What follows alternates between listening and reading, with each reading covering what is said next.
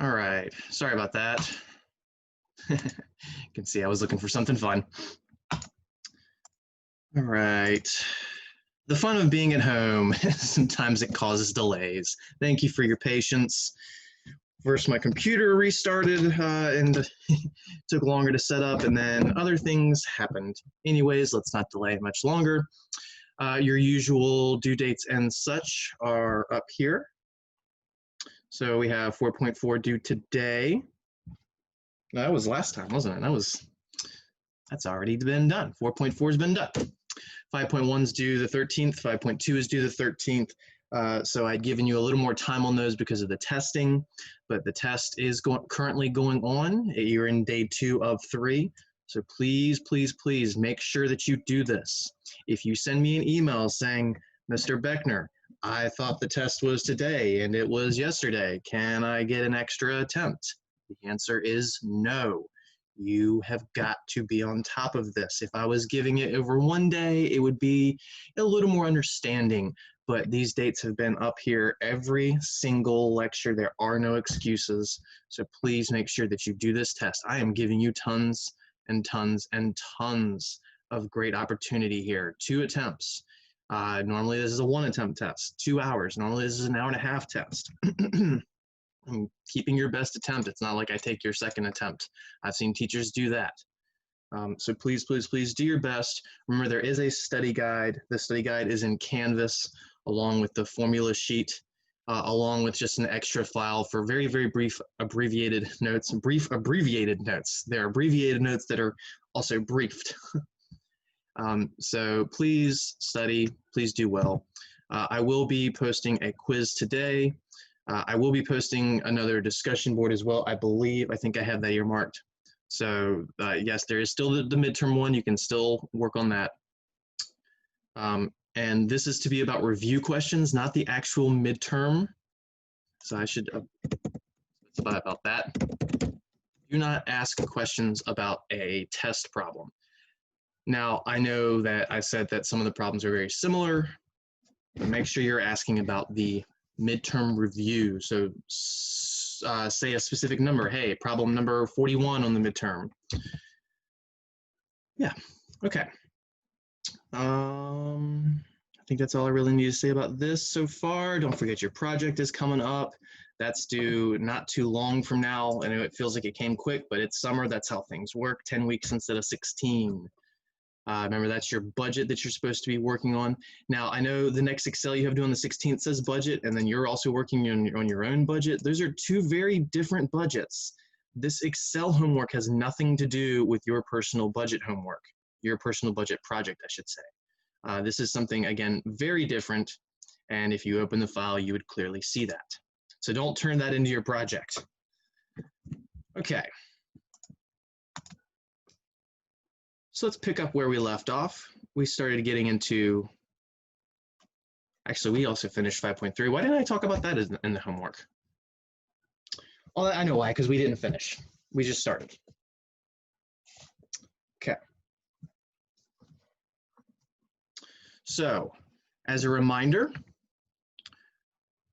this stuff that we saw in 5.3 was mostly a reminder of material from 5.1 and 5.2. We just lay out things a little more detailed like down here. But this y equals mx plus b, this is our favorite format for equations of lines, linear equations. They have the slope, they have your input variable, and they have your fixed or initial amount. So it's the slope times your variable plus your fixed amount. And the slope, we related to the rate of change, the rate that they give you. So, oh, okay, you're making money at a rate of $5 per item made, something like that. That would be your slope. We also related this to the fixed cost plus the variable cost. So the mx is the variable cost, the m is the variable amount. The m is the slope. There's all sorts of different names for these things. It's about understanding what they have to do and how they change the output. And we've also pointed out that if you have just kind of a boring math problem, if they give you the slope and a coordinate, you can jam those 3 numbers, the y, the m, and the x, into the equation, and then you can algebraically solve for b. We did a simple one of those, and remember we call b the y-intercept. Positive slopes go right and up, negative slopes go right and down. The larger in absolute the value of the slope, the steeper the line. Because technically -1 is bigger than -3 over here, but that's why I said larger in absolute. So 3 is bigger than 1. Absolute value of -3 is bigger than absolute value of -1. And then we give you an example of what to do if you have a mathematical equation in two variables and it's not solved for y. Well, we just solve it for y. You can move terms by adding, subtracting, multiplying, and dividing. Old school algebra that you should all be familiar with. This is all prereq material. If not, go find problems and on the internet, do similar stuff, whatever you have to. We gave some extra names. Accumulation was a positive slope. Accumulation means to accumulate or to increase. Depreciation means to lose or to decrease. We said we like to accumulate money over time by gaining interest on our savings accounts and our mutual funds and whatnot. And the value of our cars depreciate over time. The value of our home, if we don't constantly repair it and put upgrades into it, they can potentially depreciate, but it's not, home value is a little different than cars. Cars pretty much always go down unless it's a really rare car or a super fast sports car or something like that. Homes, they're all over the place. They will naturally appreciate, then they can naturally depreciate if there's too many homes on the market or if the economy is wacky. So we don't really like to speak about home value too much over just like a 5 or 10 year period. But if you're talking 20, 30 years, homes generally are always going to go up in price unless you just let it rot away. If you take a brand new house, never dust it, never replace anything, whatever, for 30 years, it's going to be a pit by the end and not worth 20% what it was when it started potentially. All right, and then finally we also talked about how slope is a fraction, and remember if it's not a fraction you can write it over 1. The bottom number tells you how far right to go. The top number tells you how far up or down to go from a previous point, not necessarily from the origin. That's from a previous point. And remember, there is no left with this stuff. There is no left. Only right.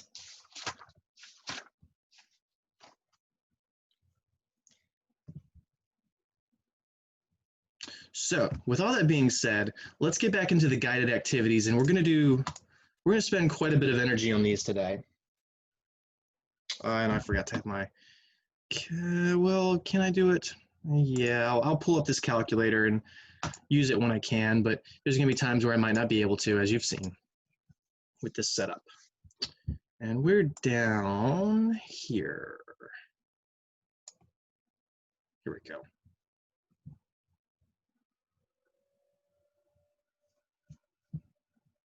All right, so there's not too much on this page to actually do, but it's kind of a summary of what we were just talking about, and it lightly leads into what we were about to work on. So objective 1, evaluate the slope-intercept form. And remember, with these, if you are actually printing these out, or maybe you're doing like me and you're writing electronically, you can always, where they have these key terms, you can write in your definitions if you're not doing that in your notes. I really hope that you're taking good notes. I wish I could be in front of you and making sure of that and fussing at people and whatnot. Not really. I don't fuss at people for not taking good notes. That's just reflected later. But write down your definitions. I don't, give, textbook definitions of every single thing. A lot of the definitions that I'll give are just more sensible, trying to break it down into more basic terms. So whatever definition you want to have represented is up to you. Like a linear function. There's this big fancy thing where you can say a function can be represented with an equation of the form y equals mx plus b, where where m and b are real numbers. The constant m is the slope, the constant b is the y-intercept, and we call this slope-intercept form. That's a big fancy mathematical definition of linear function. But what, excuse me, but what I might want to have as my definition is just a linear function is a combination of a variable amount and a fixed amount. The variable amount being a rate times a variable and the fixed amount just being a number. I think that makes a little more sense and having to go in all sorts of technical language. Slope-intercept form is y equals mx plus b, which when you have something as a variable amount plus a fixed amount, that is literally slope-intercept form. This might be one of those days where I keep having to pause my lecture. Sorry. All right, I think I'm okay for now. Like I said, the joys of being home. No, I gotta pause for a second, sorry.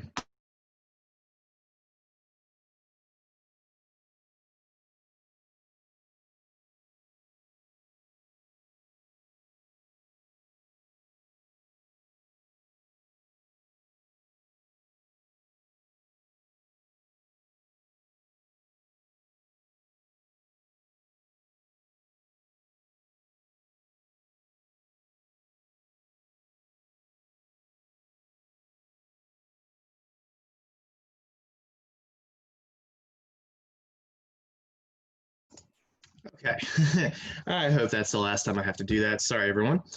So back to where we were. Summary, we've encountered 3 equations in this chapter representing functions with a graph that is a straight line. So we've done the same 3/4 examples over and over and over. First, we learned how to get a table of values with it. We learned how to do the table of values with and without the $20 being added to this first one, so we could see the effect of a fixed initial cost. After we learned how to graph them, we learned how to interpret their slopes using sentences, being quantitative. We learned how to interpret their y-intercepts, being quantitative, using sentences and what they really mean, what they really meant. Wow, that was great. This 20, that's the height where it touches the y-axis. This 0.05, if you wrote that as a fraction, 0.05 over 1, it gives you how far right to go and how far up to go between each and every point. And then we've talked about how these pictures actually represent infinitely many points, not just the 2 or 3 or 4 you get from a table of values. So this first one related to our cell phone problem, 5 cents a minute with a $20 fixed cost.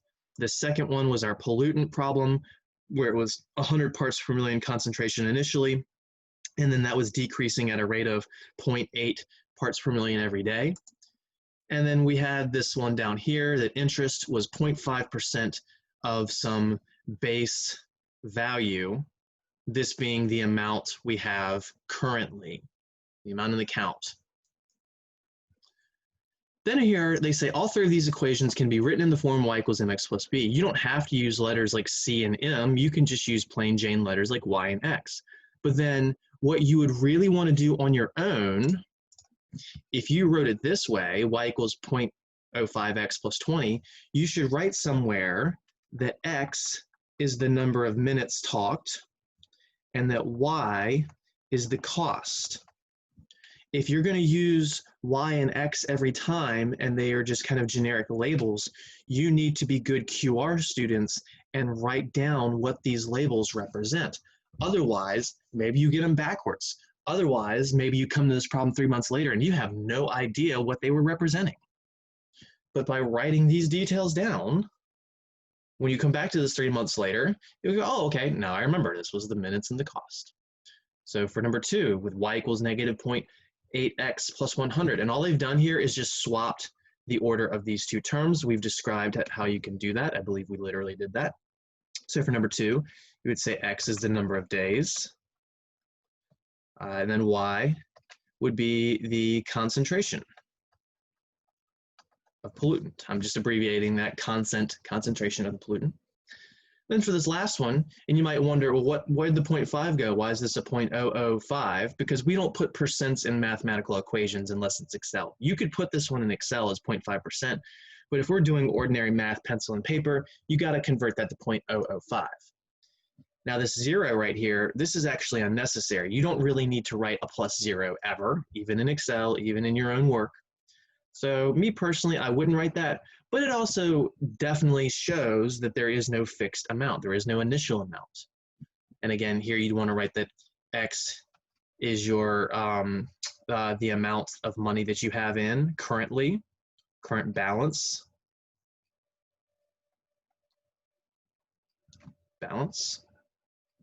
and then Y would be the amount of interest. Again, use your words, use your labels. It's really, really important.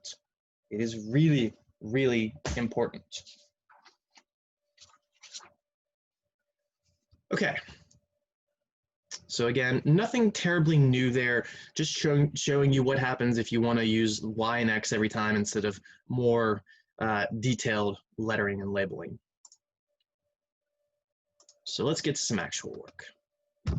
And this is going to be a little blurry, so let's zoom in. And even when you zoom in, whoever put this in the book, they could have used a higher quality photo of this table, but it is what it is. So this is the population change for the 10 most populous and 10 fastest growing metropolitan statistical areas from 2000 to 2010. So populous means these are the largest in population.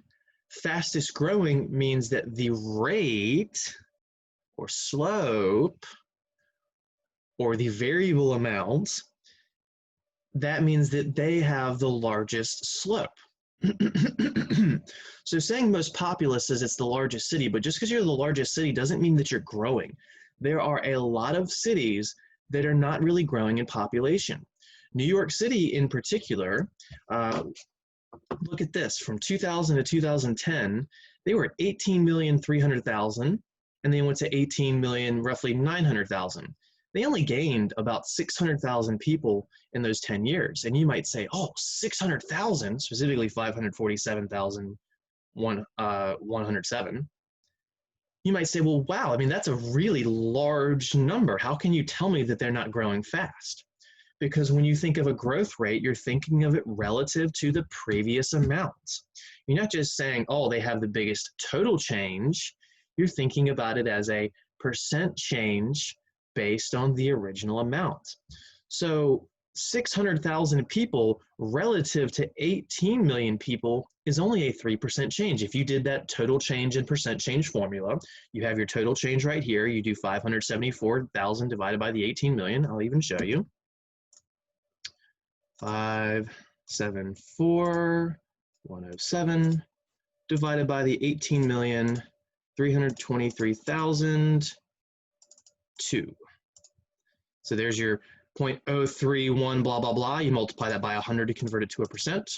And we can see our 3.1%. How did they get this 574,000? They just subtract it. Remember, total change is the difference of the old and the new. So that's how they get this, the total change. They even write change here. Instead of saying total change, they just say number.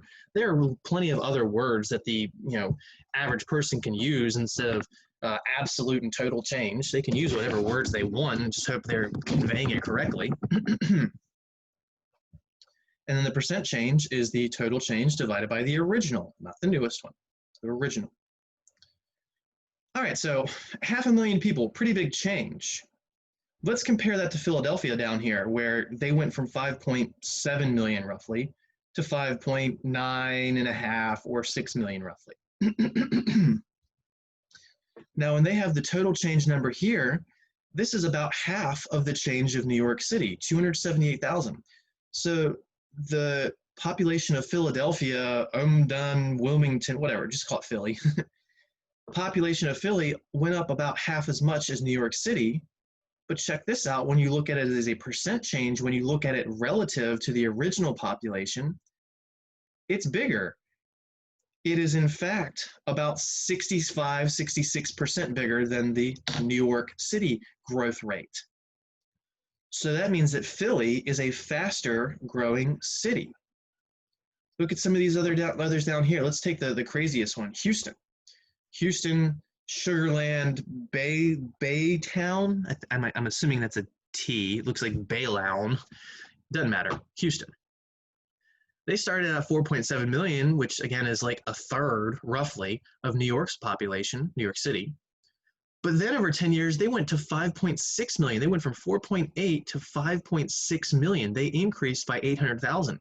So not only did they beat New York City in terms of an actual change or a total change number, because their starting value was so much smaller than New York City's, that means their percent change is going to be significantly bigger. Look at this. They increased by 26% in those 10 years. whereas New York, it was only 3%. And again, the total change number is not that far off, 600,000 versus about 800,000. I mean, yes, 200,000 is a lot of people, but relative to each other, they're not that far off. But because their starting values were so far off, that's what causes the percent change or the growth rate to be so different. But what's funny is, even though that's a 26% change, it's still not even one of the top 10 fastest growing cities. If you look at this, and they even organize them, it looks like, let me confirm, make sure, yes, they organize them from quickest to, I'm going to say slowest, but least quickest would be a better term since it's still top 10 fastest growing. So Palm Coast, Florida had 50,000 people in 2000, but then 96,000 roughly, basically it doubled to 100,000, went from 50 to 100,000 in 10 years. Now 50,000, or technically 45,864, is not nearly how much New York City increased. It's not nearly how much Houston increased. It's not nearly how much Philly increased. It's only 50,000 people. So in terms of total population change, just as a number of people, that is a very small number compared to most of all these, actually really all of them. But when you consider how much it changed relative to the original population of only 50,000 people, that's half of Portsmouth. So this city went from half of Portsmouth to Portsmouth in 10 years. It saw 92% growth. Because the growth of 46,000 was almost the original population. So they've almost doubled, which means they've almost gained another 100% of people. Portsmouth in particular has gone from about 100,000 to about 100,000 in 10 years. Portsmouth is not a growing city. Portsmouth hasn't been a growing city for a very, very, very long time for lots of reasons. And those reasons are some political, some having to do with the size of our city and layout and things. But this is another one of those cases where if things weren't being recorded, I might have a little more fun with what I'm saying about Portsmouth. But we will not have any of those discussions here today. P-Town pays the bills, right? I'm actually a state employee, so technically. But anyways, I work for Portsmouth. But Hampton Roads, I mean, there's other cities. Virginia Beach is growing pretty well, pretty rapidly relative. Virginia Beach is growing pretty rapidly. Norfolk is, I think, pretty stagnant. I haven't looked at their statistics in a while, honestly. But I think they're stagnant. Not as stagnant as Portsmouth, but stagnant. Bend, Oregon, down here. So I think Bend is like an hour away from Portland. So they went from 100,000 to I think they swapped the order of their numbers. Isn't that hilarious? I want to make sure that their math is actually correct then. Let's see, 115, 367 minus 57733. How have I never caught that?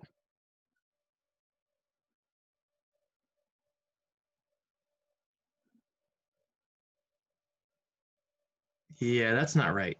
Is that supposed to say 157?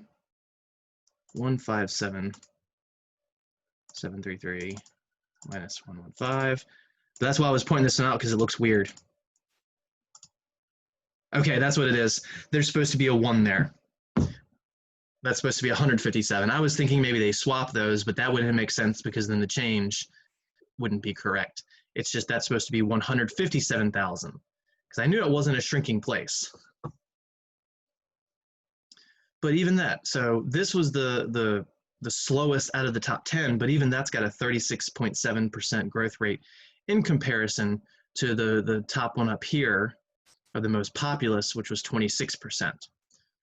So Bend is still growing quicker than Houston, which was the quickest growing of the most populous. All right, so here's all the information that we need. Let's actually get to the problems finally. Use the values in the table to determine the linear equation of the form y equals mx plus b between the 2 points for Palm Coast, Florida, where x is equal to the number of years and y is equal to the population. See, look, they told us to write this as y equals mx plus b. They told us to use y and x, which means we have to declare what our variables mean. If you don't do this, you are being a bad QR student. Now they did it for us.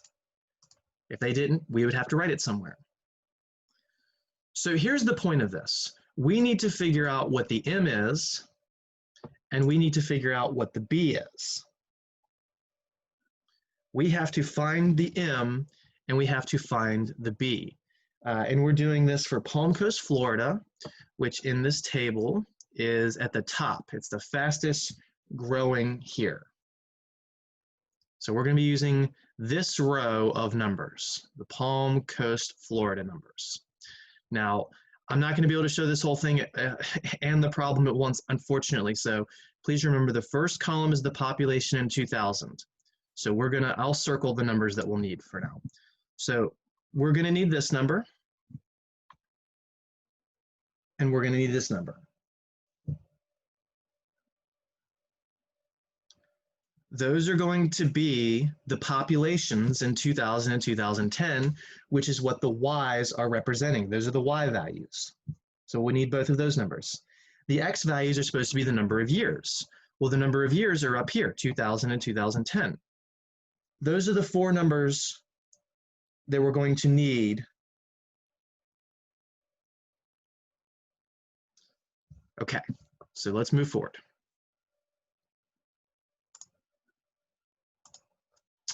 So use the values in the table to determine the linear equation of the form y equals mx plus b between the 2 points. Then interpret the slope and intercept. Then use the values in the table to determine the line between the 2 points where x is, and I'm going to have to change this. This 3 is got an error in it. That's supposed to be years since 2000. So I have to change that when we get to it. And y is the population. So 1 and 3 are honestly almost the same problem. Problem 1 and 3 are almost the same problem, but there's a little bit of difference in them. And it doesn't look like it based on what they have because they have a second typo in the same dang problem.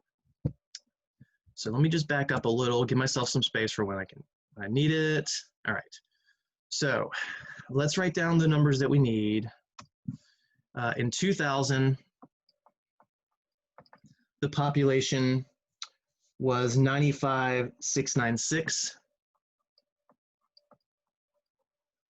So this is the year, this is the pop. I'm sorry, that's the, dang it, that's the population in 2010. Sorry.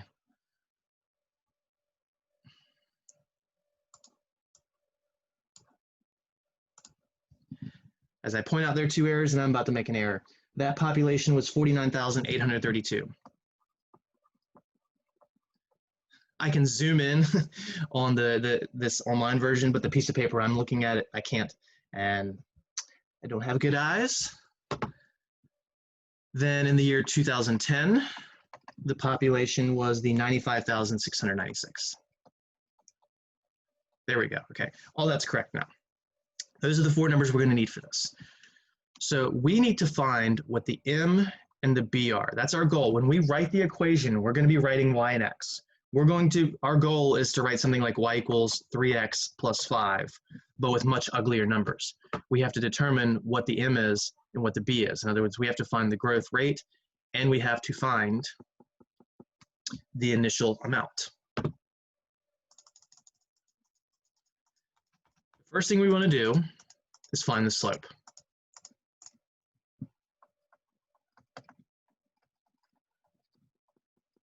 Find the slope. How do we find the slope? We gave you a formula for that. It's y2 minus y1 over x2 minus x1. We told you you are supposed to memorize that formula.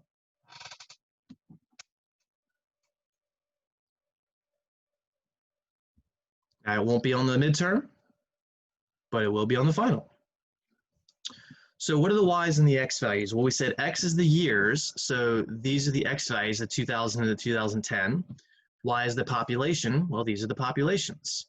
Now, the 2,000 and the 49,000 go together, not as I wrote it first, and the 2010 and the 95,000 go together. So that's the first point, that's P1 and P2. In other words, the 2,000 is the X1, the 49,000 is the Y1. So this is your X1 and this is your Y1. Then the 2010 is your X2 and the 95,000 is your Y2. those are the four numbers you're plugging into that formula.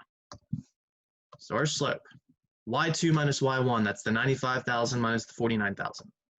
So 95,696 minus 49,832. Y2 minus y1. You're just plugging numbers into a formula. This is cookie cutter stuff. Over x2 minus x1, the second x point minus the first one. 2010 minus 2000. Make sure you're consistent in your orders. If you call the 49,000 the y1, you have to call 2000 the x1. You can't call it x2. I can choose to call the 2010 x1, but that makes the 95,000 the y1, the 2000 the x2, and the 49,000 the y2. The ones and the twos have to be paired together appropriately. If you do this subtraction, what's that? 45,864 divided by 2010 minus 2000 is 10. And if you do that division, dividing by 10 just moves a decimal left once, so that's 4,586.4. This is the slope. This is the first number we're plugging into the equation. So that's going to go there.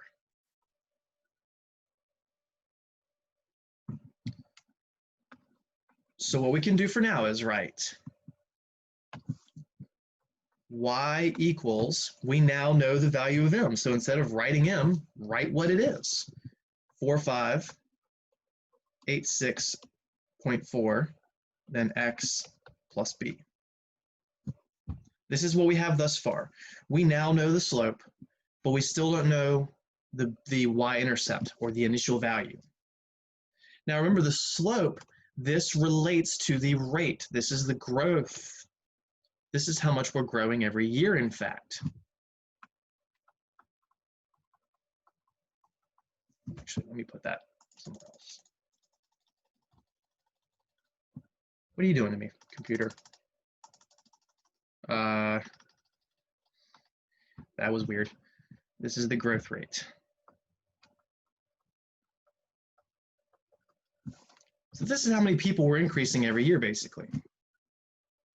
Now to find B, what we're going to next do was something that was on the notes that I was talking about at the very beginning. If you want to find the y-intercept, all you need to do is plug in a point, and you can find it. As long as you know the slope, plug in an x and a y value, and you can find B. Now here's the cool thing. You can choose to plug in this one, or you can choose to plug in this one. You have two completed points. It's up to you which pair you plug in. Do you prefer the 2000 and the 49,000, or the 2010 and the 95,000? I like smaller numbers personally when I'm doing math, so I'm going to choose these, but I will tell you that if you want to go rogue, do the 2010 and 95,000. The 2010 would be the x, the 95,000 would be the y. If you do your algebra correctly, you will get the exact same B as we're about to. So I'm going to use, and again, I've already explained that you can do either of them. I'm going to use the 2000 as the x1, and then the 49,832 as the y1. So we go 49,832 equals, see, I'm just plugging into this. The y value is now the left side. Then the 4586.4 is still there, times, but we now are going to use an x value of 2000, and then plus the b.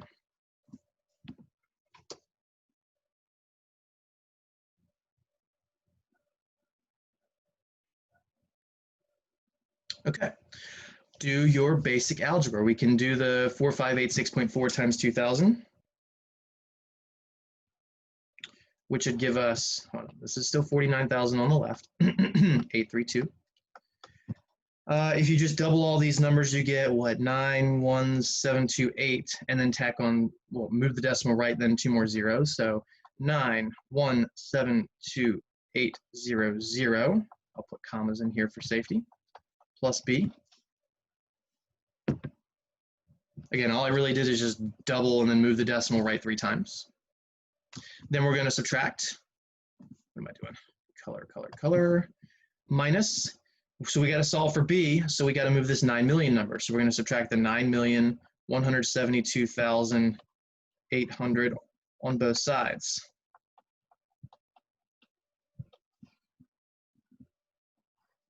And then I'm going to go over here because I'm running out of room. And that tells us 49832 minus 9172,800. You get negative 9,122,968. I don't want to pull out the calculator because they'll be writing all over it. So I did that on my own. You can do that on your own. This is the value of B. You do not stop here. You do not stop here. You do not stop here. When I do this in class, guess what everyone wants to do? They want to stop here. They told us to determine the equation of this form. They didn't ask us to write what the M and the B are to some side. They want us to write this with the M and the B in its place. So that tells us that our final answer, I'm going to squeeze it right here.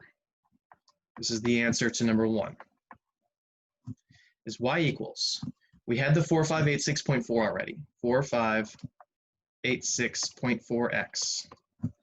Then this is supposed to be a plus B, but our B was negative, so instead of writing plus a minus, just write subtraction. And then 9,122,968. Again, this is the answer to question 1. So remember, the number that goes with your X, that's your growth or decay rate, how much you're gaining or losing every year. And then the constant is your initial or fixed amount.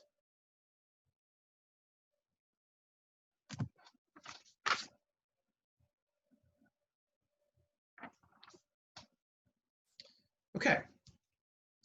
For question 2, interpret the slope and the Y-intercept. We already kind of talked about the slope part. Let's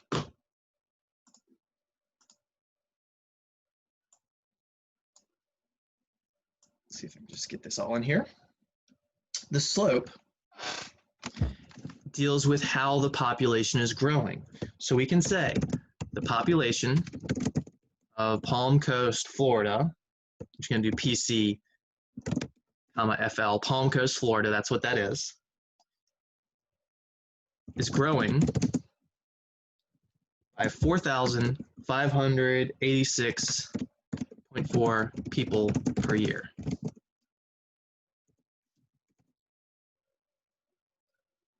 That's the interpretation of the slope. Now, you might say, well, Mr. Beckner, why don't you just say 4,586 people? Usually, when we've talked about people in our class, we've always rounded to a nearest whole. And I've pointed out that when we've done that in class, we were talking about small things like a class of 15 people or a school of 1,200 people.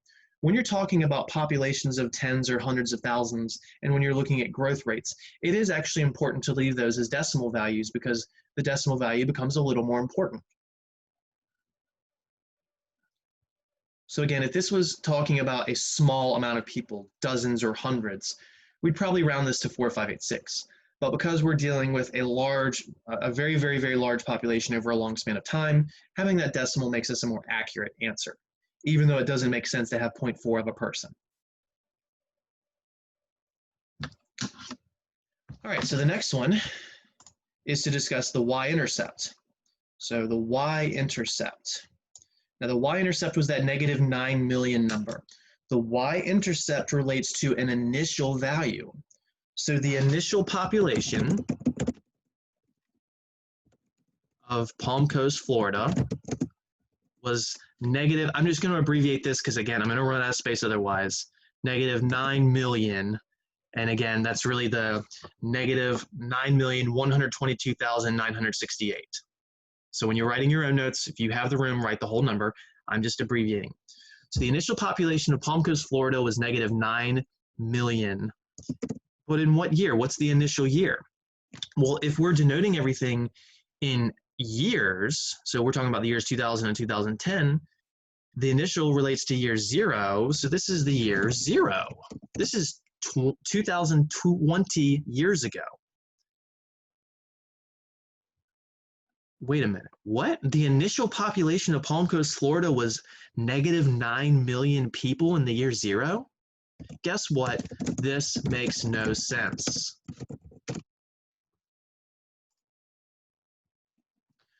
If you think back to the notes we gave, I believe last class, possibly 2 classes ago, we said that, I'm pretty sure it was last class, we said that these initial or fixed amounts do not always make sense when we're dealing with applications. Sometimes they do, sometimes they don't. And I even gave you the warning that one of the biggest red flags of when they won't make sense is when you're dealing with your input as years and not a year since, say, 2000 or years since 1900 or 1850 or something like that. When you're dealing with years, it makes no sense because Palm Coast, Florida, as we call it now, did not exist in the year 0. It probably didn't exist until the 1800s, 1700s, 1900s. I don't know my geography that well, geographical history, that is to say what year Palm Coast, Florida became Palm Coast, Florida. Sure, there might have been some people there 2,000 years ago,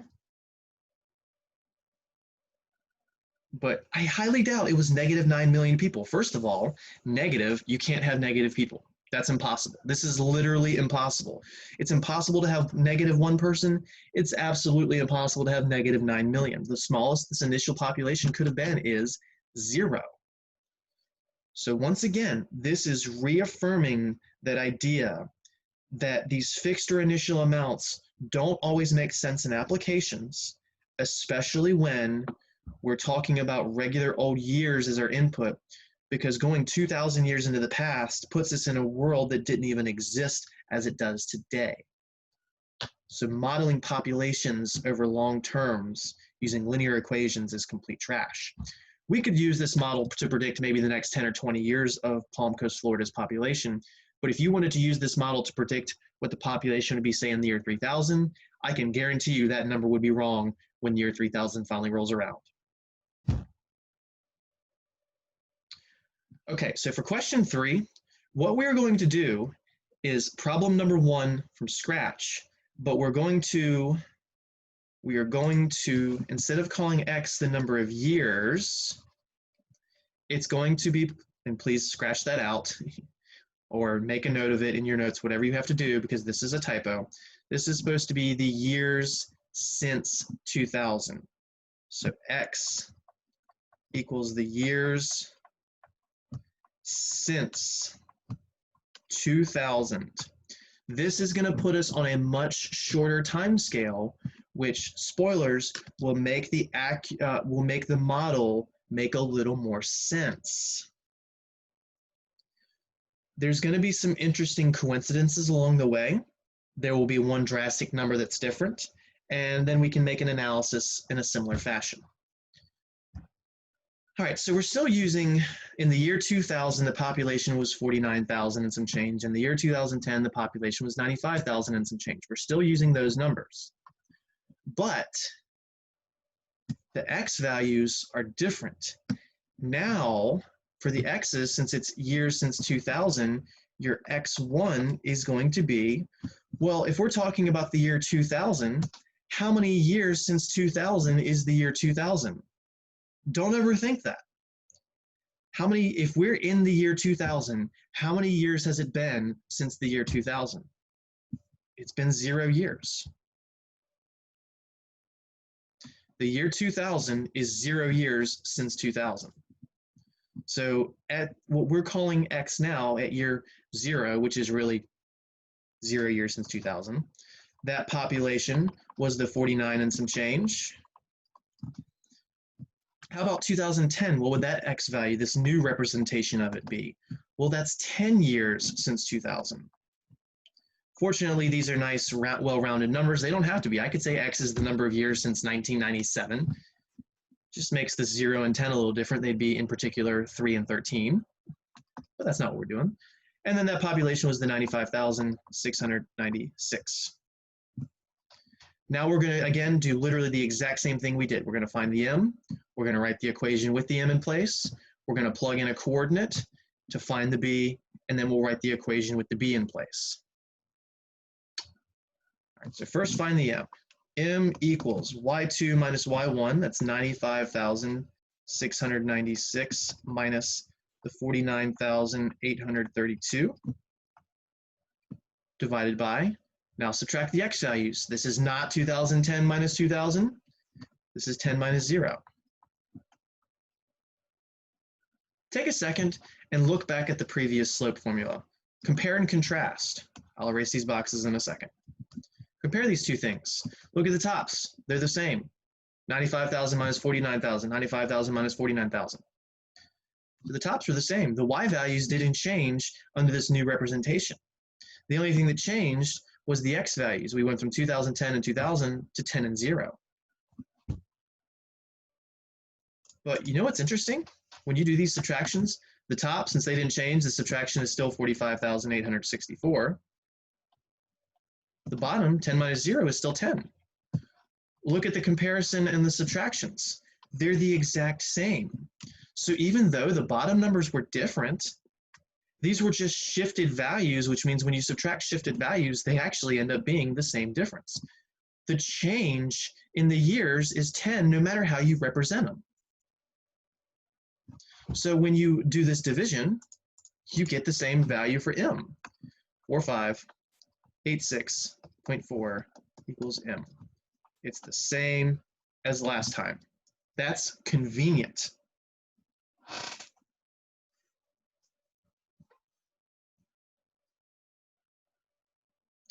So now what we can do is rewrite our equation. So up to this point we have Y equals,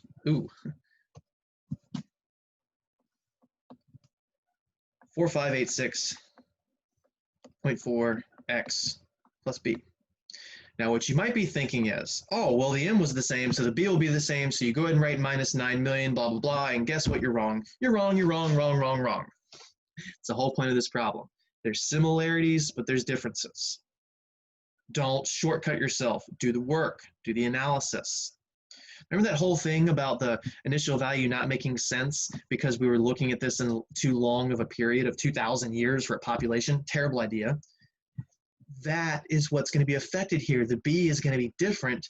Spoilers, and this is me whispering, it's going to make sense. All right, so what did we do? What we did is we plugged in one of the 2 points. We had said we could use either the first point or we could use the second point. We can use either of these. But now we're not using the 2000 and the 2010. We're using the 0 and the 10. So it's plug in either of these pairs. So we can either use the 0 and the 49,000 or the 10 and the 95,000. Last time I used the 2,000 and the 49,000 because they were the smaller pair of numbers. I'm going to go with the same idea. Also, check this number out. It's a 0.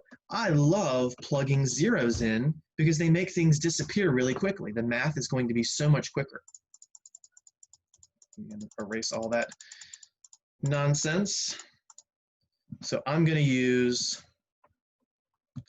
that the x1 was the 0 and the y1 was the 95. Sorry, why do I keep wanting to do that? The 49,832. So what that gives us is the y value. We're plugging it in here. The y value is the 49,000. So we get 49,832 equals, then the 4,500 number, 4586.4 times the x value, which we said is 0, plus b. Well, anything times 0 is 0, so this term just goes away. You get 49,000. I'll be careful and write the whole thing out, equals 0 plus b, which just says 49,832 is equal to b. We don't even have to move a term because of that 0. That is why I love plugging this 0 in, because it makes this bit just completely disappear and it saves us a step of algebra. The cool thing is, If you instead choose to plug in the 10, 95,000 number, if you plug the 95,000 on the left, the 10 on the right, this would end up being 45,864. You would subtract that on both sides and you would get exactly the same B. So what I would suggest to you, if you need practice on your own, go back and do this on your own, plug in this pair of numbers to the equation and see if you can get exactly the same B. If you cannot get exactly the same B, you're making a mistake. So with this in mind, we can go and finally write our equation. Y equals 4586.4x plus, because that's a positive number, 49,832. This is the answer to number 3. It is a very different equation. Compare these two things. The M is the same, so it has the same growth rate, but a very, very different initial value. I abbreviated different because I was going to run out of room. The first model says your initial population at year 0 is negative 9 million and some change, which made absolutely no sense. This one says when x is 0, your population is 49,000. Now, I'm not saying at year 0 anymore. I'm not saying at year 0, I'm saying at x equals 0, because x really represents the years since 2000. So this number right here, this 49,832, and it might even sound familiar if you're paying attention. So the interpretation this time, excuse me, is that your slope is the same. So you would have the exact same, for question number 4, it's going to say interpret the slope in Y-intercept, but I have to clear this screen entirely, unfortunately. Question number 4 is literally the same thing as question number 2, but related to question number 3.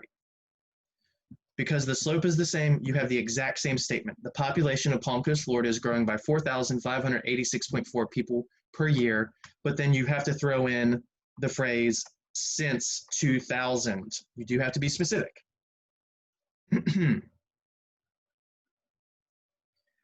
I will go and write all this officially where it says question 4, but I just want you to have all the information while we're discussing it. So again, the answer to number 2 did not have the little black ink part. When we were answering number 2, this was not there. But when we're answering number 4, because now we're talking about years since 2000 instead of just years, you have to have that part in there, as we'll see when I scroll down later. So that's the interpretation of the slope. The interpretation of the Y-intercept is that the initial population of Palm Coast, Florida, was this number, 49,832. So in question number 4, it would be the positive 49,832 in the year. And what is the year? Again, x represents years since 2000. We're talking about the initial, which is when the x is 0. When x is 0, that is literally the year 2000. So with this new model, using a year since variation, we get an answer of 49,832, and look at this. In the year 2000, the population, we were told based on the data, was 49,832. This absolutely makes sense. It's literally what we were told. That is the beauty of using a years since model instead of a years model.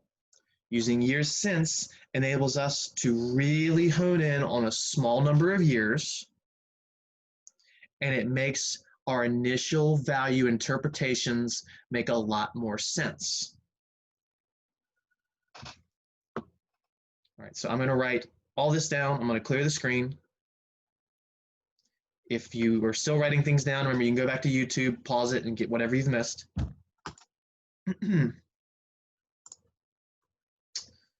So for number 4, again, those official answers are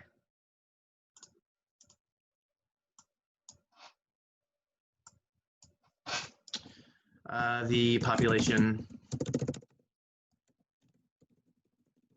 Palm Coast, Florida is growing at a rate of 4,586 people per year since 2000. And the population, or the initial population, was 49,832 people in the year 2000, because that was 0 years since 2000. This makes sense since it was given.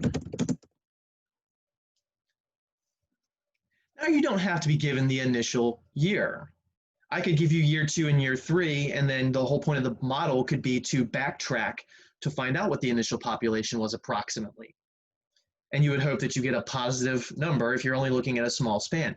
Now, if I'm talking about the population in the year in 1979 and the population in the year 2020, and you want to go back to year 0, not year 2000, actual year 0, your answer is probably not going to make sense. Again, this is pretty commonplace.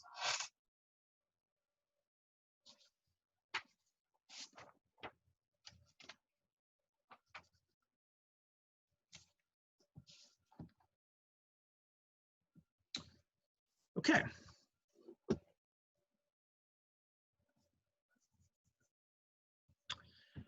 Now, excuse me, we have arguably finished 5.3. We have arguably finished chapter 5. However, I don't know why, but the textbook company put a bunch of the guided activities that used to be in 5.3 into 5.4. Again, I don't know why they did that. 5.4 is supposed to be on statistics. We don't cover sections on statistics, so we don't cover section 5.4. However, the guided worksheets that are in 5.4, in my opinion, are not supposed to be in 5.4. The one that we're about to do, at least, because it has nothing to do with mean, medians, or modes, or distributions, or anything like that. So we're going to do that. Okay, so again, you've arguably finished 5.3, but I think that the stuff we're about to do should still be in 5.3. Here's an Excel preview that we will not do this Excel file. It's a nice one, but we're not going to be covering that one.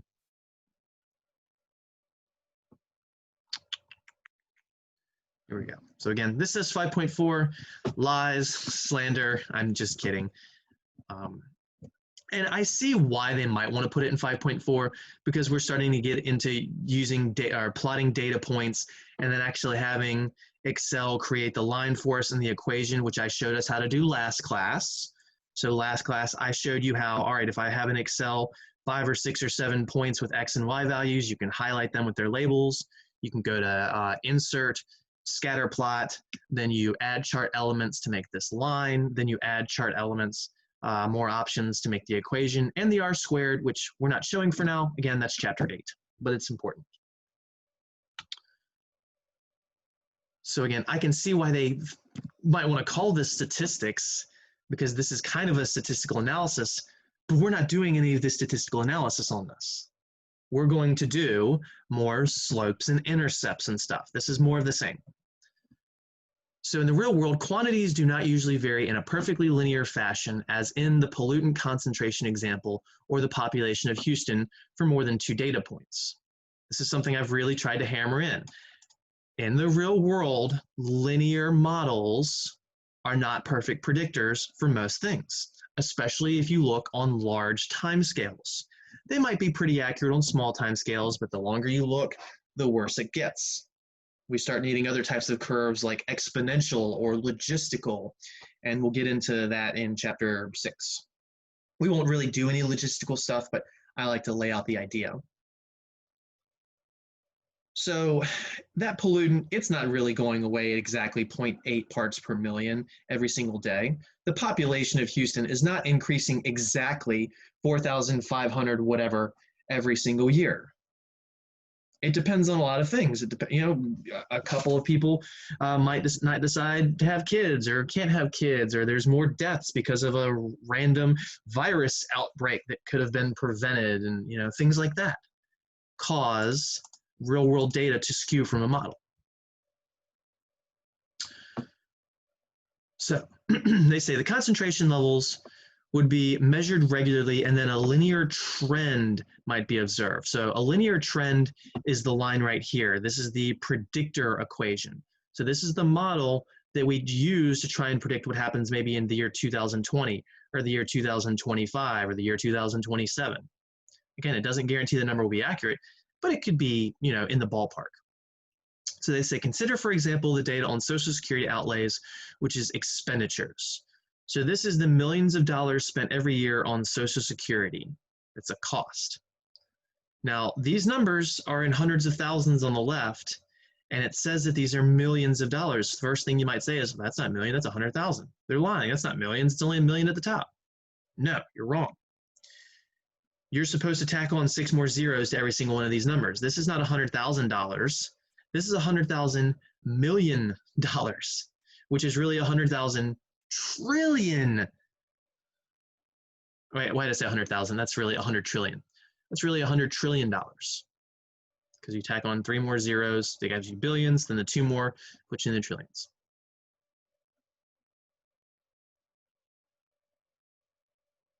I'm sorry, that's 100 billion. Ignore me. That would be 100 billion. So this number right here, that's your 100,000. Then you tack on your more zeros. So these are your millions, these are your billions. That's 100 billion. I think I crossed wires for a second, trying to do too many things at once. But I asked myself if it made sense. I said no, and then went back and corrected it. All right. So this is really 100 billion, 200 billion, 300 billion. This right here is really $1 trillion. So in the year 1975, this dot represents the 100, not quite 100 billion, maybe like 80 billion, 75 billion, 65 billion, somewhere in that ballpark dollars. Then the expenses went up in 1980, they went up in 85, they went up in 90, and they go up every single year because we have more people, which means we have more Social Security. People are living longer, which means we have to pay more Social Security for them, et cetera, et cetera. So here are the data points. I'll show you the chart that this came from in a second. And then Excel gives us this line. Remember, we have no thought processes at all to make this line. All you have to do, highlight data, insert, scatter chart. That gives us the dots. Then go to add chart element, insert trend line, and that gives us the line. There's no thought process there. All right, clear, annotate. Note that Excel somehow chooses the best fitting line to the scatter plot. The algorithm behind this procedure will be discussed in Chapter 8. We will not actually discuss the algorithm at all. I'll give it a name. I'll tell you that it's terrifying. I've already basically said that, and that we'll never actually do it. We let Excel do it. Excel has given us the equation of the line, and here's the equation they have written here. 20,559x, so that's our m, the 20,000 number, then minus 4e plus 07, so that's another scientific number. That means you have a decimal after the 4 and it goes right 7 times. So they wrote that as 10 to the 7th. That's really, if you want to write that in normal notation, that just means there's 7 zeros. So that's a minus 4, 1, 2, 3, 4, 5, 6, 7 zeros.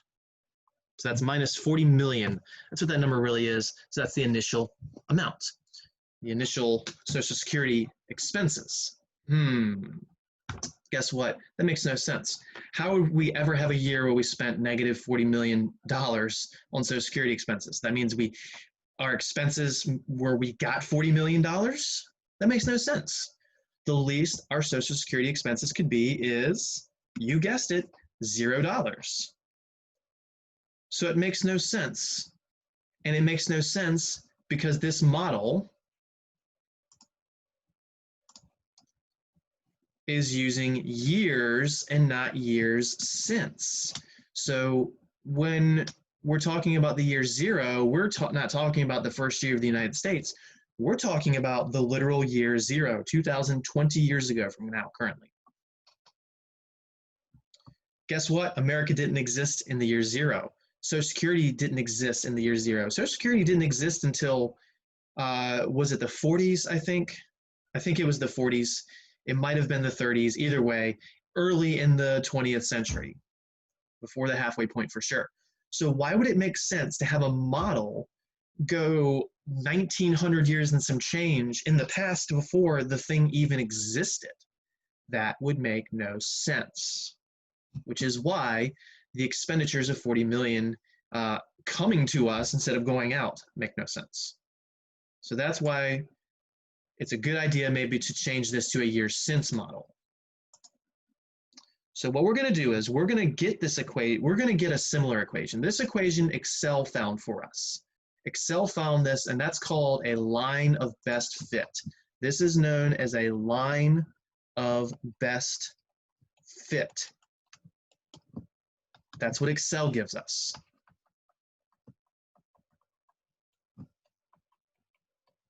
I will never ask you to compute a line of best fit. What I would ask you to compute is what I call an anchored line, or an anchored approach. And I call it anchored because you're going to use the ends as your anchors. You're going to imagine that those are like the things you hammer down or tethered or whatever relationship you want. So this is something that Excel found for us based on all 1, 2, 3, 4, 5, 6, 7, 8, 9, 10. So Excel took those 10 points, it did some crazy math that we're not going to do, and then it found that line. What we are going to do is this. So here's our activity, and we're going to do this twice. Once with the years and once with the years since. So they even left a blank column to show, hey, we're going to do years since later. So in the year 1975, Social Security expenses were really 64 billion. In 1980, they were 118 billion. In 2017, they were 944 billion, whatever. Instructions. Take the first and last data points. They even remind us what they are right here. That's the 1975. The expenses were 64,000 millions. And then in 2017, the expenses were 944,000 blah, blah, blah millions. They didn't use 2020 because they didn't have a number yet. We don't know our expenses yet because that's currently happening. So ignore the 2020 for now. So they say, use these 2 points. So this is our P1 and our P2, and compute the slope, interpret it as a rate. And then they say to draw the line between the 2 points on the following graph. So we'll do that. Then they asked us to compute the equation by plugging in a point and a slope and finding B. So questions 1 and 3 are exactly what we just did in the last exercise. Exactly the same. Exactly the same. We're finding the M and the B by doing some math. Unfortunately, because they're on separate pages, I'm going to have to keep clearing the screen and all that jazz. It sucks, but it is what it is.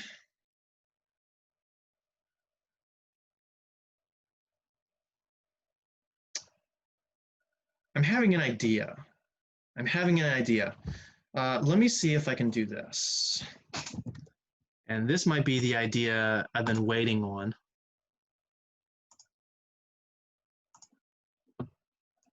Let's see how this will work.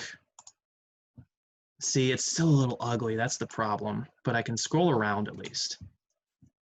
Okay.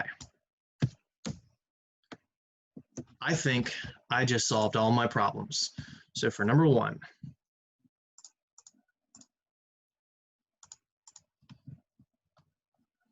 no, I said red. That's okay. Take the first and last data points and compute the slope. So our X1 is the 1975. The Y1 is the 64,000 and some change. You don't need to tack on the extra zeros. Fortunately, the X2 would be the 2017, and the Y2 would be the 944,878. Then we just calculate our slope. Y2 minus y1 over x2 minus x1. Again, that formula, I'll write it one last time. I will never write this again. I might write it again. Never say never, right? So y2 minus y1, that's the 944,878 minus the 64,658 over x2 minus x1, that's 2017 minus 1975.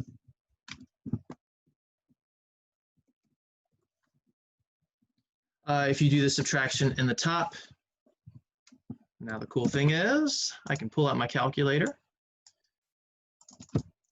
944,878 minus 64,658. So that top number is 880,220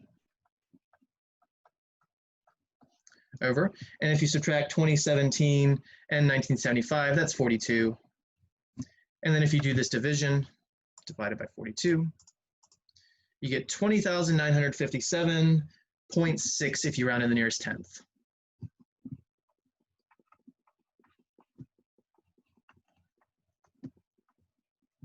This is our growth rate.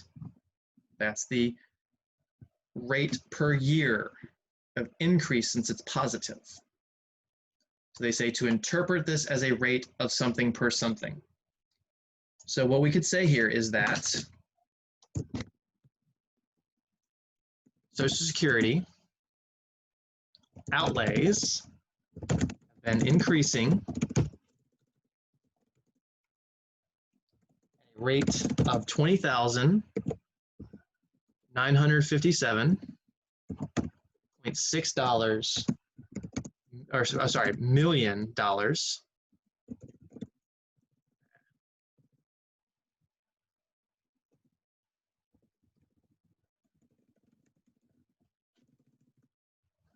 I just realized I wrote an @ symbol instead of a dollar symbol. There we go. Social Security outlays have been increasing at a rate of $20,957.6 million per year. Now, because we did not use a year since model, that's what this is technically saying. But because Social Security is a little more specific, you may go ahead and throw in the since 1975. I don't really like to say it for this one because, again, we used a years instead of years since. But some people may say that, and I wouldn't hold it against them. But it's not, I don't know, there's something about it that I just don't like. Again, mainly because we're using a years model, not a year since. So that was number one. Number two, draw the line between the 2 points on the following graph. Now, I'm not going to do this one over here. I am going to have to draw it and erase it, but at least the actual work I don't have to erase anymore, so that's what I love. Draw the line between the 2 points. What 2 points? There's 10 points. What 2 points? They're talking about the first one and the last one, the points that we just used in example number 1. Why would they talk about 2 other points if we were just talking about these 2 points? So that's what they mean by between the 2 points. So again, this point here and this point here. What I'm doing right now is wrong. What I'm about to do is wrong. What I'm about to do is wrong. What I'm about to do is wrong. This is what I see half my students do. They just connect a bunch of lines, and they kind of look bendy, but these are supposed to be lines. This is what I see students do. This is wrong. This is wrong. This is wrong. This is wrong. I did not connect a line between 2 points. This is a bunch of different lines. One line should be entirely straight and never be crooked, never bend, anything like that. That's wrong.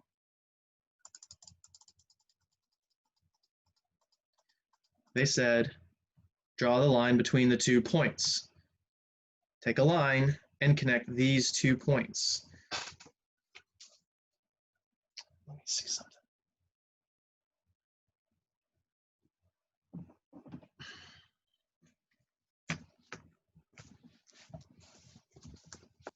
I'm looking for something I can use as a ruler, because I want to get this one to be nice and pretty.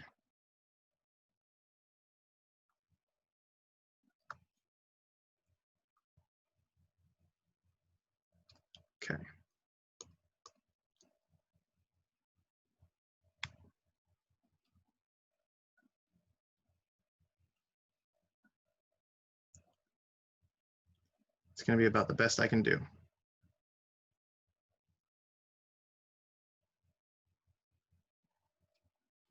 You have no idea how hard that is.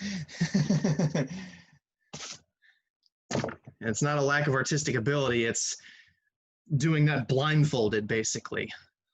Again, I have a drawing tablet without a screen on it. So here is our line. This is what I call an anchored approach, an anchored line.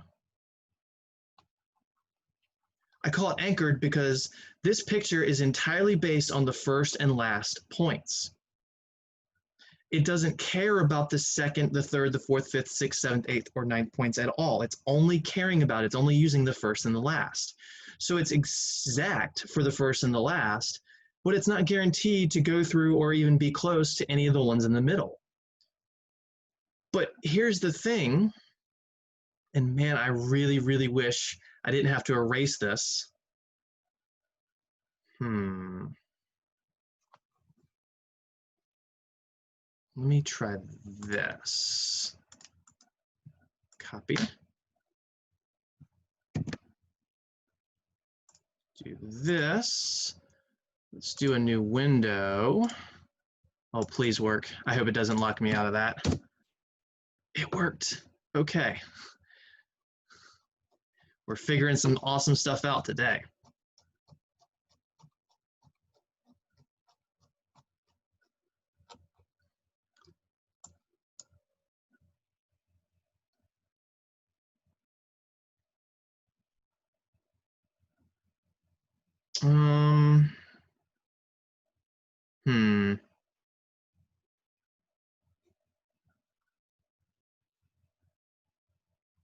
That's not the one I want, though. I want the other one.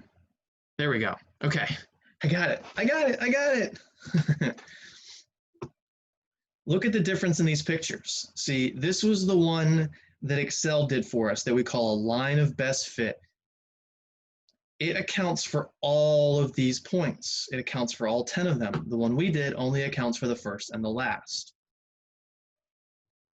So it goes exactly through the first and the last, but it doesn't really have to be that great to the rest of them.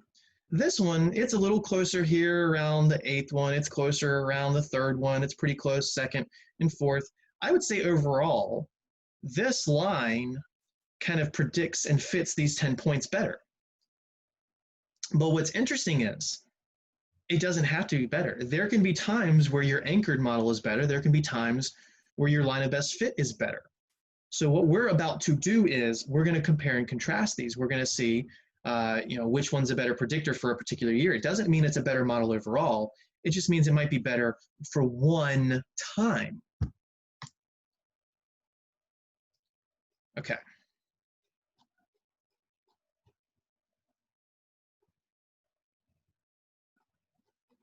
I scrolled way too far. What am I doing? What am I doing?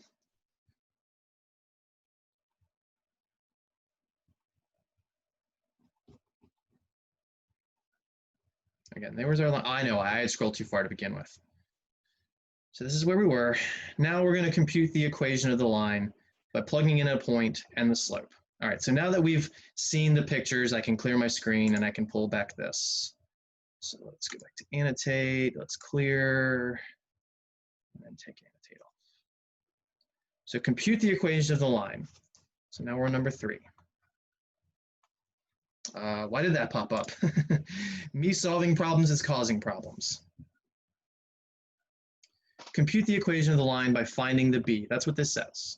So we already know the m value. So we have y equals 20,957.6x plus b so far. That's what we have so far. Now what we can do is use either the xy1s or the xy2s.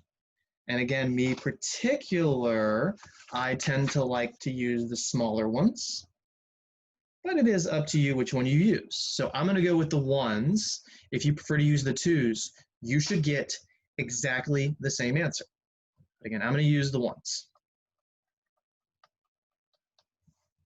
So the y value is the 64,000 number. So that's 64,000. And I'll show this in blue to show that we've been plugging in something. 64,658 equals then the 20,957.6 times the x value was 1975 plus the b. We got some math to do. We can pull up our calculator.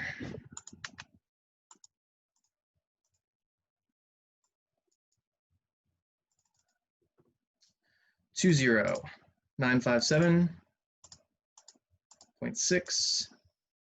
times 1975. Going to give us a big number, 41 million and some change. So this is 64,658 equals that 41 million and some change number plus the b. We're going to subtract that on both sides, the 41 million. I'm going to abbreviate it in the interest of time. And then what that gives us is we're going to do the 64,000 minus that. So 64,658 minus 41,391,260. And we get negative 41,326,602 is our B. That's our initial value.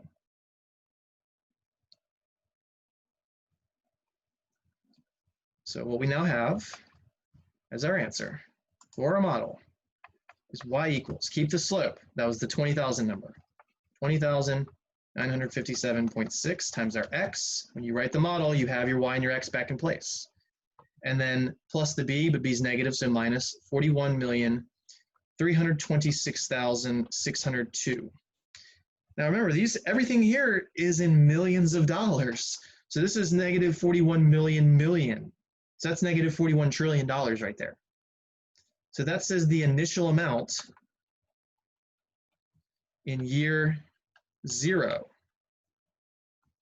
How would we have negative $40 trillion in Social Security outlays in the year 0? That doesn't make sense. So again, this makes no sense because we shouldn't be talking about Social Security in the year 0. We shouldn't be talking about Social Security before the year 1930 or 40 something. All right. The next question they ask is, where does your line look like it will hit the vertical axis on the graph? What year does this vertical axis correspond to? So I said that when you're talking about a y-intercept, it's only a y-intercept graphically when this line right here represents 0. And it doesn't represent 0. It represents the year 1975. That's what this vertical line represents. This is not a true y-axis. It's still a y-axis, but it's not true in that it's not starting at 0, so it doesn't represent the initial amount. Because you might say, oh, okay, well the b is supposed to be the height on the graph where you cross the y-axis. So you might say, well, here's where we cross the y-axis, and that was the 65,000 and some change number. But when we find our b, it's negative 41 million and some change. Because again, that was not the year 0. So where does your line look like it will hit the vertical axis on the graph? That's the about 70,000. It was 65,000. And you might say 80,000, you might say 60,000. That's up to you.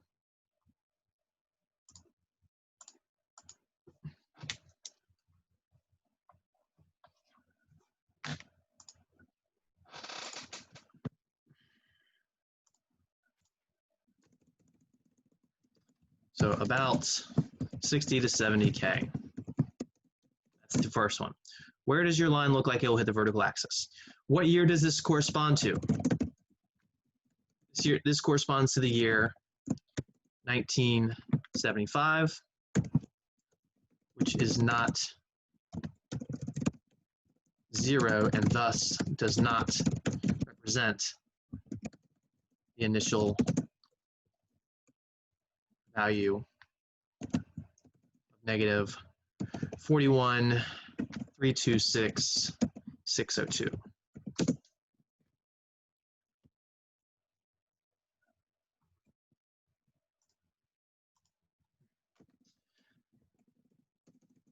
And it won't let me move that, of course. There we go.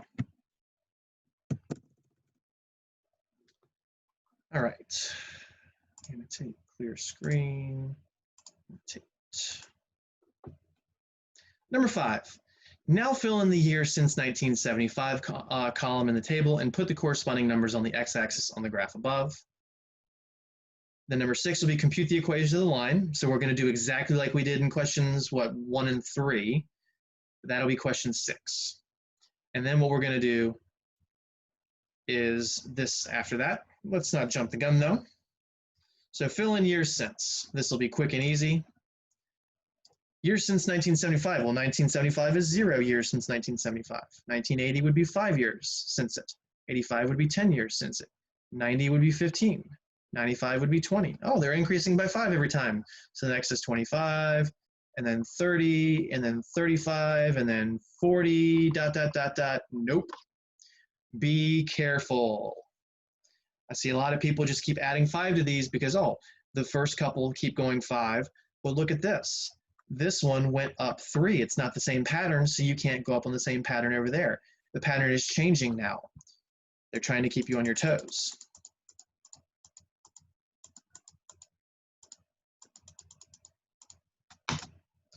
So in 2013, that's really 38 years since. In 2017, well, 2015 would be 40, so that's another 3, so that's 43. And then in 42. I was looking at this 3 right here. That's a 42. And then the year 2020 would be 45 years later.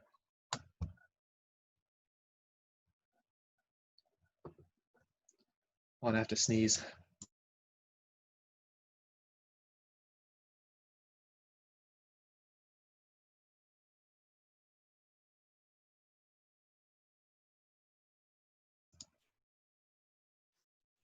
All right, so that's number 5.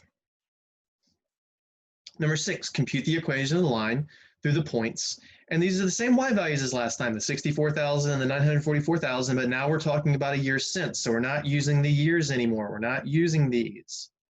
We're using the years since. How does this differ from the equation? I can tell you that the problem we did earlier today, the same things are going to happen. The slopes were the same, but the intercepts were different. Let's make sure that we see that happen. All right, take off annotate, scroll, this will be number 5. What? So the x1 is the 0, the y1 is the 64,000, the x2 is the 42. We're not using 2020 because we don't have a completed y value. We're talking about 2017 still, but we're using 42 instead of 2017. The y2 is the 944K, again with exact numbers. So the slope would be the 944,000 number minus the 64,000 number divided by the difference of the x values, which is 42 minus 0. The top is the same subtraction as before. It's that 880,220. The bottom 42 minus 0 is 42, which gives you the exact same division, so you should get 20,957.6.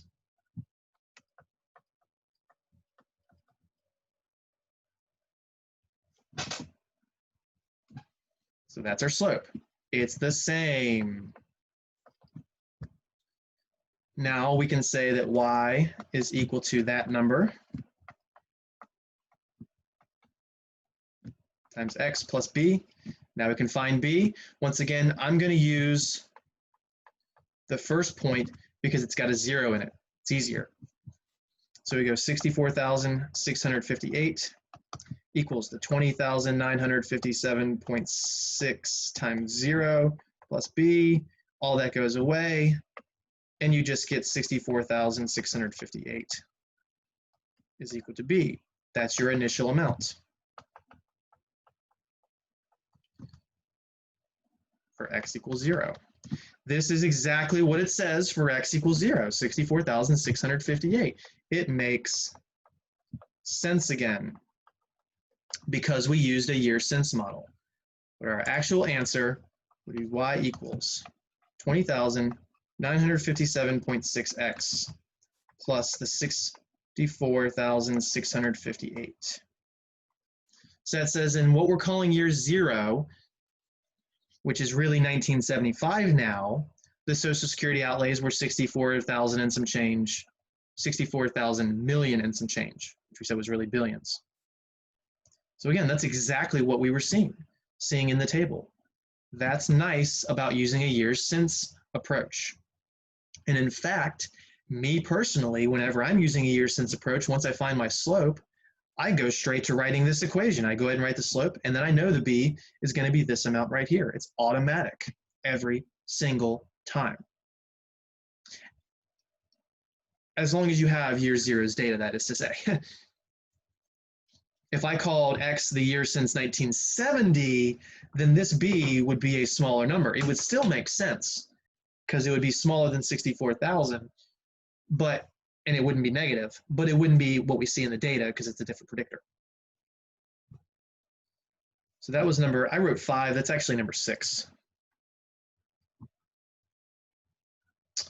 I need to clear my screen because the answer to the other one was following us.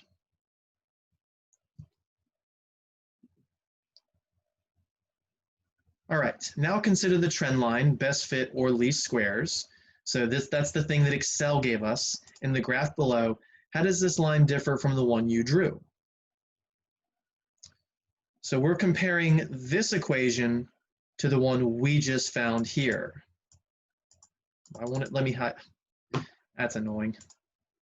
Whatever. 20,559x versus 20,957. The slopes are very similar. So for number 7, you could say the slopes are very similar. Y-intercepts are quite different though. Ours is positive, theirs is negative, in particular. So theirs would never make sense. In year 0, you can't have that negative Social Security expenditures.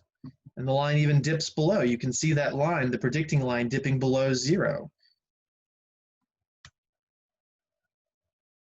So the growth rates are very similar, 20,000, 21,000 basically. Well, 20.5 thousand, 20.9 thousand in millions. So the slopes were very, very similar, but their starting values were a little different. Ours makes sense, theirs doesn't. But just because their starting value doesn't make sense, that doesn't mean that this is a bad predictor. This is a really great predictor, mostly along the way for, what the heck just happened? Mostly along the way. But if you go another 40, 50 years, it might be bad. If you go 40, 50 years in the past, it might be bad. And the same could be said of ours.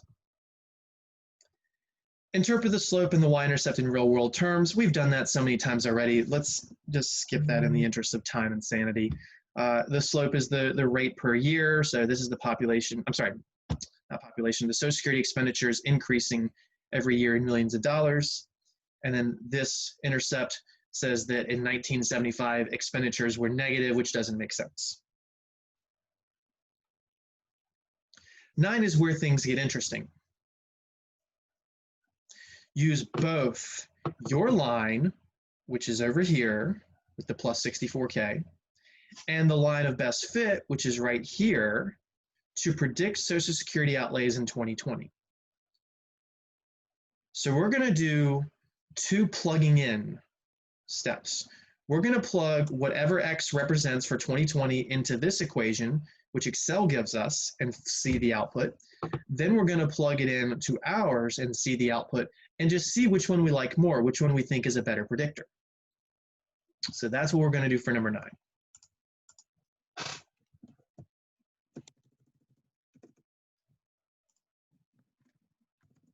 So for the Excel one,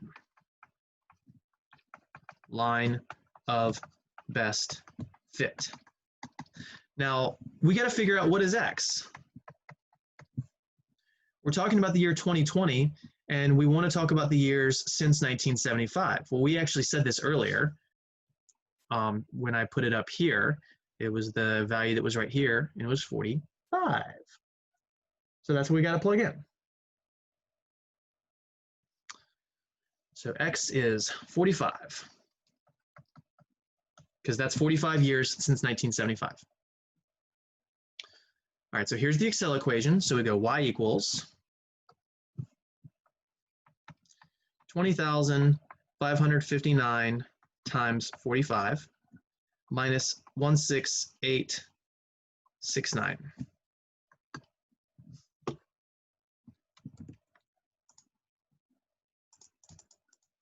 So let's go 20,559 times 45 minus 16869. And we get 908,286.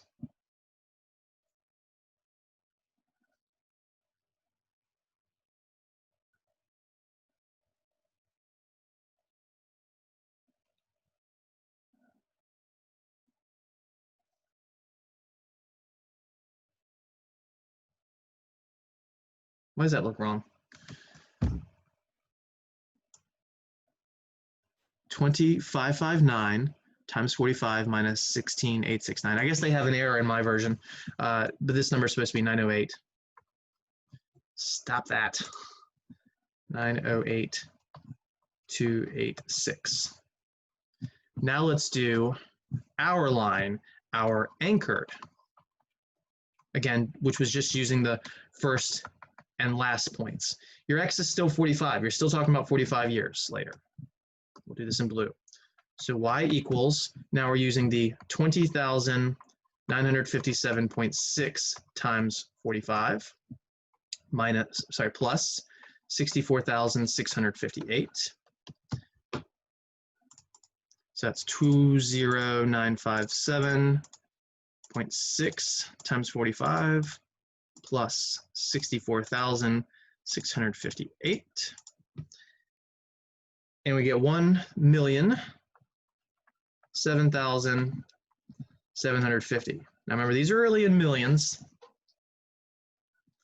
So using Excel's version, the prediction is about 900,000. Using our version that we created on our own, using the first and last point, the prediction is about 1 million as the expenditures in 2020.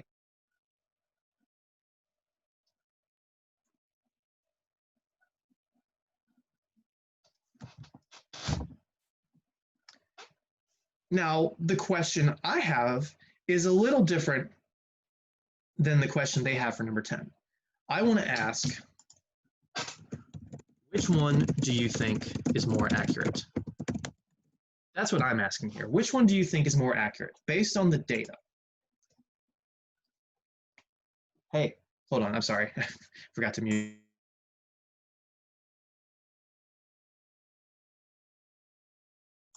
Okay. Which one of these do you think is more likely to be the real answer? So let's look at what's happened so far. What do we notice has happened so far? Every single 5 years or 2 years or 3 years later, Social Security outlays are going up. This one's bigger than the previous. This one's bigger than the previous. This one's bigger than the previous. This one's bigger than the previous. This one's bigger than the previous. Every single time, these values are bigger than the previous. That alone should give you your answer. Which of these do you think is the better answer? I think that, oddly enough, the anchored approach, which was ours, gives a more accurate answer due to Social Security outlays always increasing so far. If the expenditures were 944,000 million in 2017, you'd expect it to be up. Well, the line of best fit actually predicts it to be less, 908,000 millions. So I would go with the 1 million millions, aka the 1 trillion.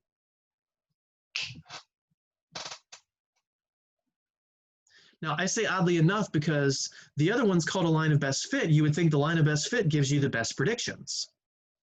Models are models, though. Models don't have to be, one model doesn't have to be better than another just because its name is best fit, just because you're accounting for all the points. What can happen sometimes is previous older points might skew newer data. And it could just be a coincidence that us only looking at the first and the last gives us a better model. So it's a better model for 45 years in, for the year 2020. But I'm willing to bet that if you go to the year 2025 or the year 2030, you're probably going to have more accurate data with the line of best fit. I think if you do this several times, the line of best fit is more likely to be better for more of them. If you only do it once, it's a flip of a coin. And if you go back to the video, go back and pause where I had both graphs up at the same time. I'm not going to do that again because I'd have to redraw the line. But you can see that there are times when the line of best fit was closer to some of the points that we already have, and there were times when the anchored approach line that we drew was closer to some of them points. So again, that's what I think is kind of interesting here.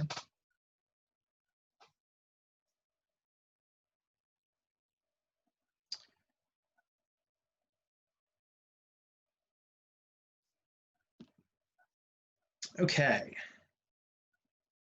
So that's all we need to do for that exercise. We have a few minutes left.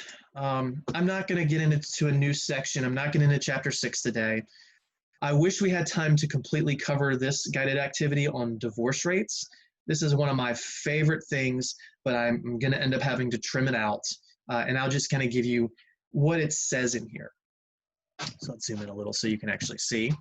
The following spreadsheet compares various divorce rates and marriage rates across long periods of time, all the way back to 1900 up to 2016.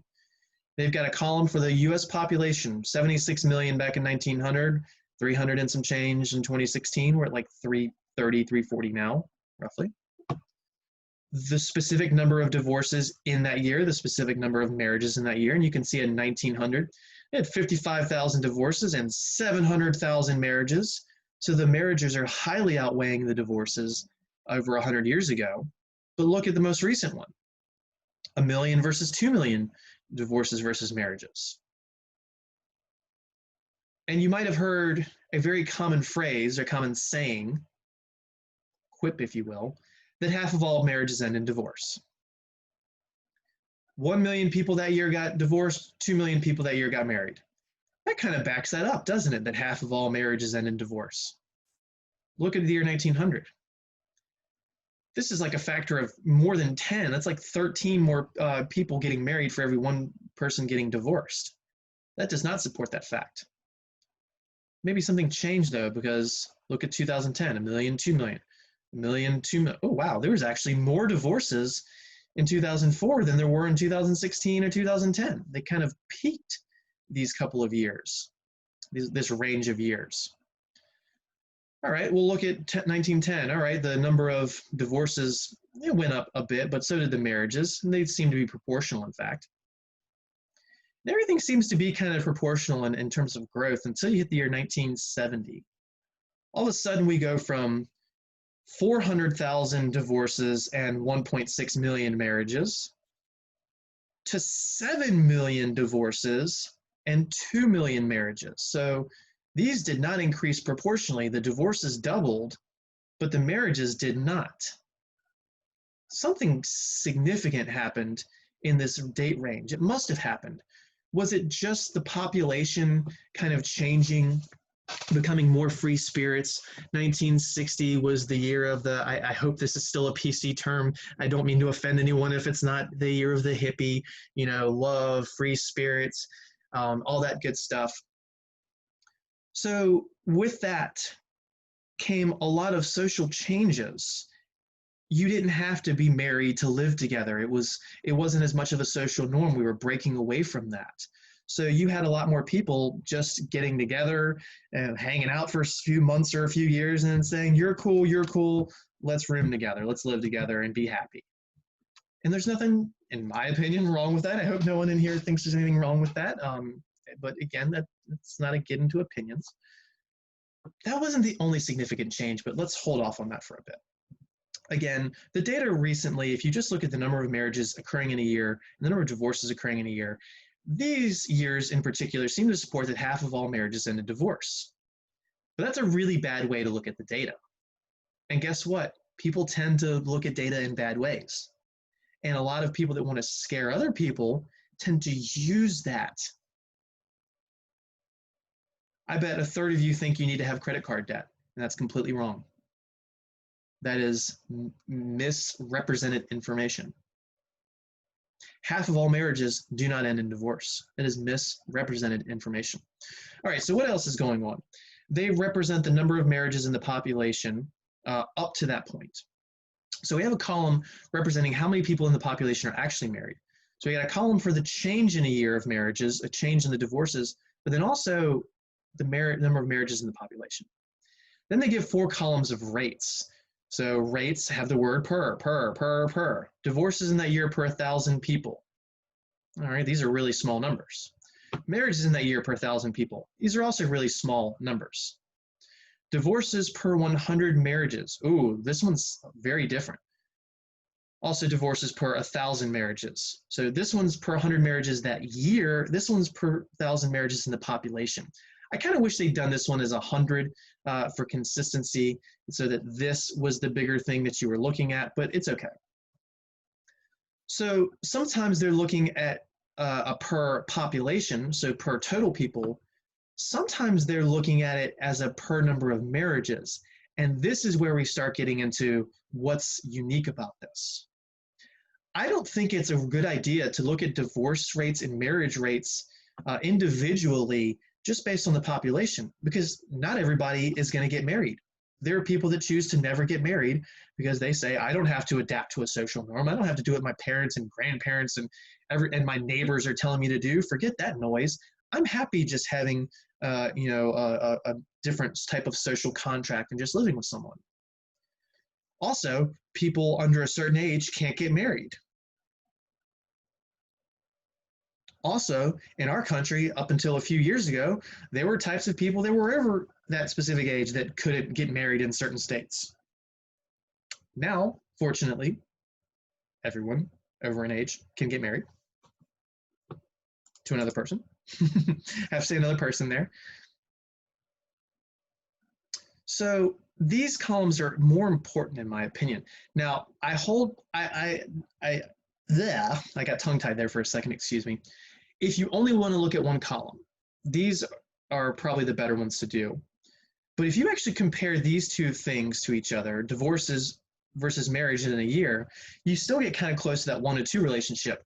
3.2 divorces, 7 divorces. Well, 3.2 is kind of close to 3.5. And a year ago, 3.5 versus 7. One is double the other. These pairs of numbers combined, seem to say, hey, for every 2 marriages, there's a divorce, or 50% of marriages end in divorce. But the major problem is, these data are only looking at per year. Does everyone get married and then within 12 months just grow so much disdain for their significant other that they want a divorce and actually get that divorce that year? No. Most divorces take time. Most of the time it's you go 2 years, 5 years, 10 years, 50 years before you finally say, I hate you, I need a divorce, or whatever words you choose to say. So looking at a per year value is not great. So that's why I say comparing the number of divorces to marriages in a year or as a rate, these aren't really a good way of representing. You need to think about, all right, all the couples that have got married over all years and ultimately how many get a divorce. And the problem is there's no super accurate way to do that, because we have a whole bunch of people married right now that we don't know how many of them are going to get divorced. You would have to look up to a certain year, and we know that, okay, all these marriages are now either deceased or divorced. Now we can really collect hard evidence.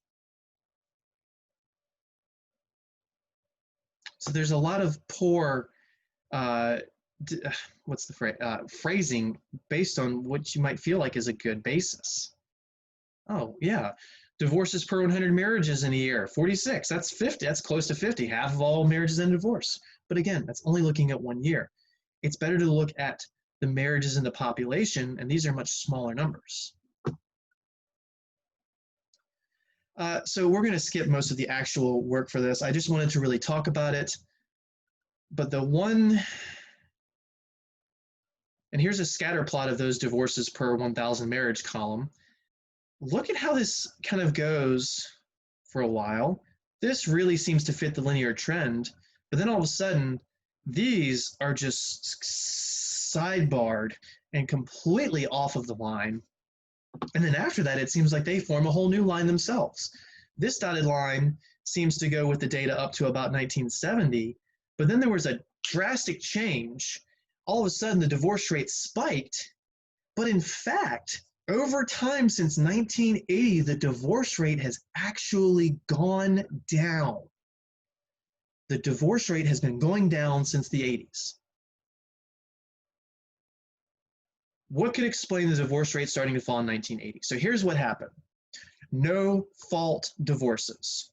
No fault divorces were initiated in, I think, 1969 in California, and it spread like wildfire to the rest of the United States over the next 5 years. Before 1969, and then mid-70s for the rest of us, the rest of the states, you could not get a divorce without showing, quote, fault. In other words, a reason to get divorced. You actually had to go to court and say, this is a reason, and unfortunately, those reasons need to be very stern, usually physical abuse. So if there was no physical abuse in the relationship or something similar, or any of these other things that were called faults, you couldn't even get a divorce until 1969, 1975, somewhere in that ballpark, depending on your state. That's crazy thinking about the social standards we have now.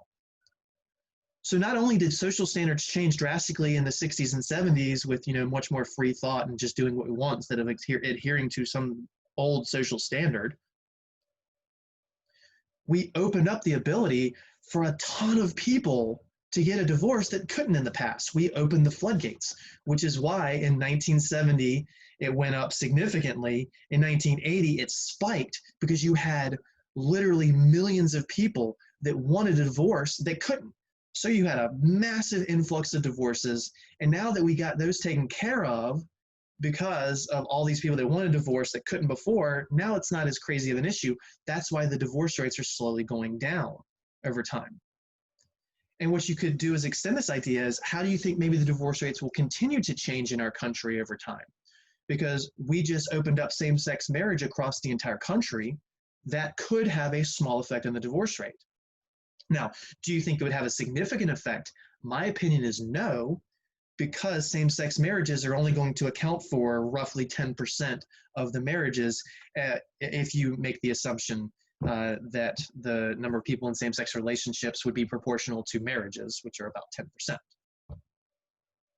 So a 10% change wouldn't have a major effect, but it could maybe make the divorce rate fall, or maybe because now you've got a bunch of people that can now get married, maybe in a few years they get sick of each other and get divorces. Maybe that opens up more divorces. Maybe we see it shift up in a slight manner in the next decade or so. I don't know. We'll have to see, but it's an interesting thing to observe. I love these miscommunications in the world. Half of all marriages end in divorce. False. That is false. Things like, oh, you need to have credit card debt to have a good credit score. False. And you know who spreads that one? Credit card companies. All right, so we'll call it a day there. That completes chapter 5. We have finished 5.3, so let's add that to the homework list, which is right here. So 5.3, I forgot to give you a quiz. Dang it, I'll give that to you on Tuesday. I don't want to do that with 1 minute left. So today's the 9th, that'll be due on the 16th. 7/16. All right, so don't forget your midterm. Take your midterm, no excuses, no makeups for this. If you don't have it done by tomorrow, 11:59 p.m., that is it. Good luck, do your best. Catch up on your chapter 5 homework because those are coming around the bend really quick. And then you have more Excel, your project. We're coming to a close. We only have half a month left. That's crazy. Well, 2/3 of a month roughly. So have a good one. We will see you on Tuesday. Email me if you have any questions. Don't forget the discussion board for the midterm review.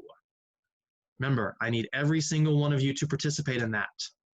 Ask someone just kind of copy pasted notes that I gave. That's not what I'm looking for. I want someone to say, hey, question 42, I'm not sure how to do this. Or if you just want to go up there and randomly show how to do one. If you know how to do question 17 and you just want to say, this is how you do number 17, that's what you can do. But every single one of you needs to participate in the midterm review. All right, have a good one.